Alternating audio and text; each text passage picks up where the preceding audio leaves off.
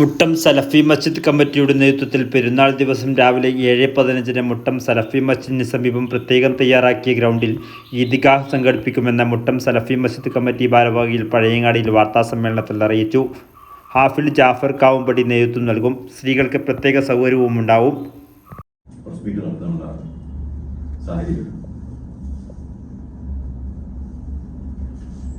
നമുക്കറിയാം, സാമൂഹിക അന്തരീക്ഷം ഓരോ ദിവസവും നമുക്ക് കിട്ടുന്ന വാർത്തകൾ വളരെ പ്രയാസപ്പെടുന്നതാണ്. ഒരു ഭാഗം ലഹരിയാണെങ്കിൽ മറുഭാഗം കൊലപാതകം. ഈ രീതിയിൽ വളരെ പ്രയാസപ്പെടുത്തുന്ന ഒരു സാമൂഹിക അന്തരീക്ഷമാണ് ഇന്ന് നമ്മുടെ പരിസര പ്രദേശത്തായാലും ഓരോ ദിവസവും മീഡിയയിൽ നിന്നും നമുക്ക് മനസ്സിലാക്കാൻ സാധിക്കുന്നത്. അതുകൊണ്ട് തന്നെ വർഷത്തിൽ മുട്ടം സലഫി മസ്ജിദ് ഈദ്ഗാഹ് സംഘടിപ്പിക്കാറുണ്ട്. ഇപ്രാവശ്യം ഈദുൽ ഫിത്തറിൽ നമ്മൾ മുട്ടം സലഫി മസ്ജിദ് ഈദ്ഗാഹ് അതേ ഗ്രൗണ്ടിൽ വിപുലമായി സംഘടിപ്പിച്ചിരിക്കുകയാണ്. അതിൽ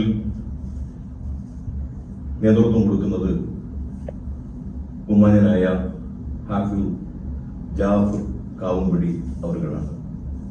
സ്ത്രീകൾക്ക് പ്രത്യേക സൗകര്യം ഏർപ്പെടുത്തിക്കൊണ്ട് തന്നെ മുഴുവൻ ഇസ്ലാമിക വിശ്വാസികളും പങ്കെടുക്കേണ്ട ഈ ആഘോഷം പ്രവാചകൻ സല്ലല്ലാഹു അലൈഹി വസല്ലം പഠിപ്പിച്ചത് ഇസ്ലാം വിശ്വാസികൾക്ക് രണ്ട് ആഘോഷമാണ്.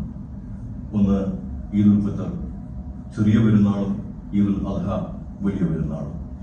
ഈ ആഘോഷം എല്ലാവരും പങ്കുചേർന്നതിനാൽ അത് മൈതാനത്ത് തന്നെയാണ് സംഘടിപ്പിക്കാറ്. 100ഓളം കേന്ദ്രങ്ങളിൽ ഇതുപോലെ ഈദ്ഗാഹുകൾ സംഘടിപ്പിക്കുന്നുണ്ട്. അതുകൊണ്ട് ഈ വാർത്ത ഒന്ന് ഭംഗിയായി കൊടുക്കാനും അതിലൊരുപാട് ഇന്ന് നമ്മൾ നേരിടുന്ന പ്രശ്നങ്ങളൊക്കെ ചർച്ച വരുന്നുണ്ട്.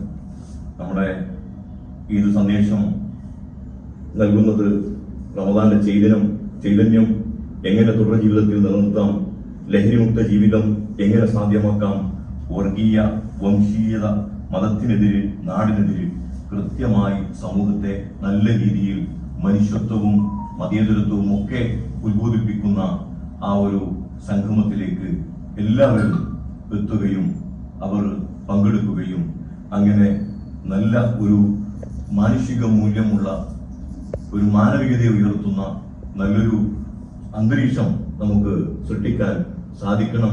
അതിനുവേണ്ടിയാണ്, എല്ലാവരിലേക്കും മെസ്സേജ് എത്താൻ വേണ്ടിയാണ് ഈ ഒരു പ്രസ് മീറ്റ് വിളിച്ചിരിക്കുന്നത്.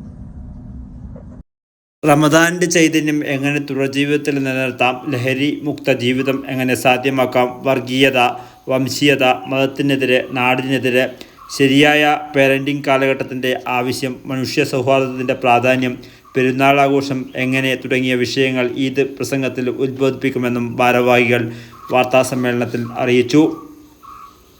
പെരുന്നാൾ നിസ്കാരം മൈതാനത്ത് വെച്ച് നമസ്കരിക്കുക എന്ന പ്രവാചക മാതൃക മുൻനിർത്തിയാണ് ഈദ്ഗാഹ് സംഘടിപ്പിക്കുന്നത് എന്നും കേരളത്തിൽ 100 കണക്കിന് സ്ഥലങ്ങളിൽ ഈദ്ഗാഹുകൾ നടക്കുന്നുണ്ട് എന്നും ഭാരവാഹികളായ Abubakar K Muttam, Abdul Samad APP, Shafeeq STP, Muhammad Ali Mancha തുടങ്ങിയവർ വാർത്താസമ്മേളനത്തിൽ പഴയങ്ങാടിയിൽ അറിയിച്ചു.